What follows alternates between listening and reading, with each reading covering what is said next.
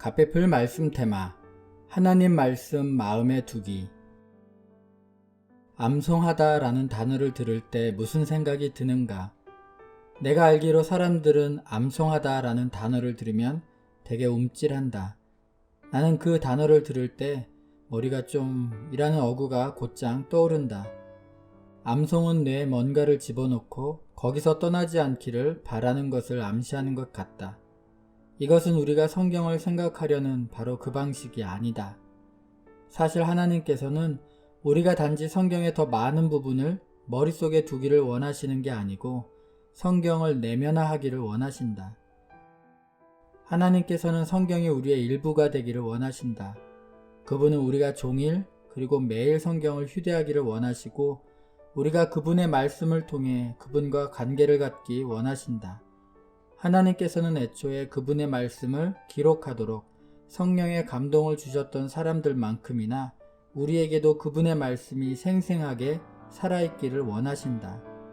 그러나 성경을 내면화하려 할 때마다 우리가 명심해야 할 것이 있다.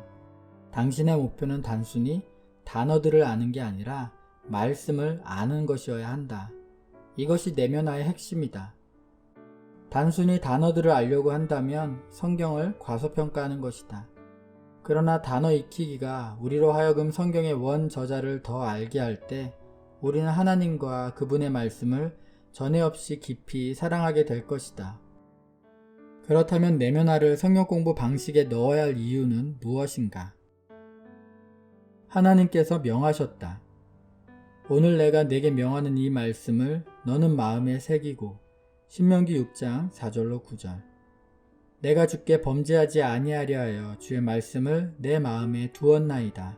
시편 119편 6절로 16절. 그리스도의 말씀이 너희 속에 풍성히 거하여. 골로새서 3장 16절 17절. 이렇게 성경을 종일 지니고 다니는 방식으로 성경을 알라고 독려하고 명령하는 구절이 성경 곳곳에 있다. 나는 이 구절들을 아주 오랫동안 알았지만 실행에 옮긴 지는 겨우 10년 정도밖에 되지 않는다. 오랜 세월 머리를 성경 지식으로 채우려고 애썼다. 그러나 정작 마음을 성경으로 흠뻑 적시려 했던 시간은 거의 없었다. 성경 내면화의 여정을 시작하는 당신에게 말해두겠다. 하나님의 말씀을 당신의 마음에 두고 새기기 시작했다면, 그분의 말씀이 당신 속에 풍성히 거하기 시작했다면 당신은 푹 빠져들 것이다. 나는 성경의 한 책을 내면화하면 더 많은 책을 내면화하고 싶어진다는 것을 알게 되었다. 성경 내면화는 힘을 준다. 내가 성경을 암송한 게 아니라 내면화했다는 사실을 처음 깨달은 때가 생생하게 기억난다. 1993년 늦여름, 한 달 남짓 매일 빌립보서를 읽고 있었다. 차를 몰고 워싱턴주 타코마 5번 고속도로를 달리면서 빌립보서를 생각하다가 내가 빌립보서 몇몇 단락을 외워서 알고 있음을 깨닫기 시작했다. 그때 나는 빌립보서를 읽고 그 배경을 공부한 게 전부였다. 성경 단어들이 내 마음의 맨 앞자리에 자리하는 것은 매우 고무적이었다. 나는 성경 공부 시간 외에도 빌립보서를 생각하고 있었다. 운전할 때, 걸을 때, 쉴 때, 일들을 처리하느라 바삐 다닐 때 하나님의 말씀을 묵상하고 있다는 것을 깨달았다.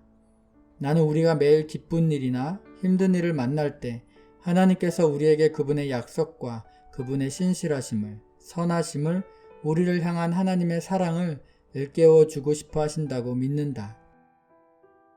성경은 유익하다. 대부분 이 말을 믿지 않는다. 이들은 2000년 전의 사람들이 2000년 전의 사람들에게 2000년 전에 존재한 사회를 위해 성경을 썼다고 믿는다.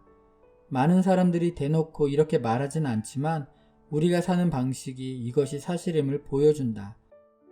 디모데후서 3장을 보라. 바울은 너는 이것을 알라. 말세에 고통하는 때가 이르러 라는 말로 시작하여 이어서 사회가 어떤 모습인지 묘사한다. 사람들이 자기를 사랑하며 돈을 사랑하며 자랑하며 교만하며 비방하며 부모를 거역하며 감사하지 아니하며 거룩하지 아니하며 무정하며 원통함을 풀지 아니하며 모함하며 절제하지 못하며 사나우며 선한 것을 좋아하지 아니하며 배신하며 조급하며 자만하며 쾌락을 사랑하기를 하나님 사랑하는 것보다 더하며 경건의 모양은 있으나 경건의 능력은 부인하니. 디모데후서 3장 2절로 5절. 이러한 묘사가 사라진 지 오래된 2000년 전 사회처럼 들리는가? 아니면 당신이 매일 경험하는 사회처럼 들리는가? 우리 사회에서 이런 사람들을 찾아 굳이 멀리 갈 필요도 없고 때로는 거울 속에 이런 사람이 있다. 바울은 사회와 자신의 삶에 관해 좀 더 세밀하게 말한 후 다음과 같은 말로 디모데후서 3장을 끝맺는다. 또 어려서부터 성경을 알았나니 성경은 능히 너로 하여금 그리스도 예수 안에 있는 믿음으로 말미암아 구원에 이르는 지혜가 있게 하느니라. 모든 성경은 하나님의 감동으로 된 것으로 교훈과 책망과 바르게 함과 의로 교육하기에 유익하니 이는 하나님의 사람으로 온전하게 하며 모든 선한 일을 행할 능력을 갖추게 하려 함이라.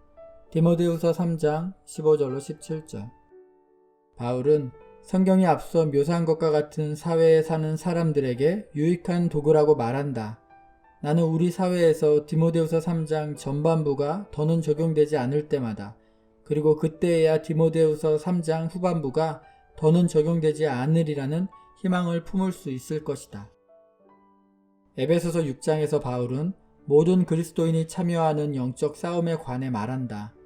하나님께서 우리에게 그분의 말씀을 검으로 주셨다고 말한다. 싸우러 나가려면 최대한 크고 유용한 검을 들어야 하지 않겠는가? 우리가 성경을 알수록 성령께서는 성경이 우리를 도울 수 있을 때 성경을 생각나게 하신다. 그것은 우리가 일깨움을 받아야 하는 유혹의 순간일 수도 있고 격려가 필요한 슬픔의 순간일 수도 있으며 담대함이 필요하며 믿음을 나누는 기회일 수도 있다. 우리가 애초에 성경을 마음에 두는 일을 해두었다면 성령께서 우리로 성경을 기억나게 하실 가능성이 훨씬 커진다. 이처럼 우리는 하나님의 말씀을 내면화할 필요가 있다. 하나님의 말씀이 우리의 일부가 되어야 한다. 하나님께서 우리에게 그분의 말씀이 필요하다고 말씀하시기 때문이다. 하나님의 말씀은 힘을 준다. 하나님의 말씀은 유익하다. 하나님의 말씀은 놀라운 사역 도구다. 그리고 당신 곁에 성경책이 없을 때가 많다. 성경을 내면화하면 성경이 늘 당신 곁에 있게 된다. 이 사실을 기억하고 성경 말씀을 당신의 입술로 암송만 하는 것이 아니라 마음에 두는 내면화를 하길 바란다. 케이 스페린의 하나님의 말씀과 사랑에 빠지다. 가피풀 말씀 테마 하나님 말씀 마음에 두기.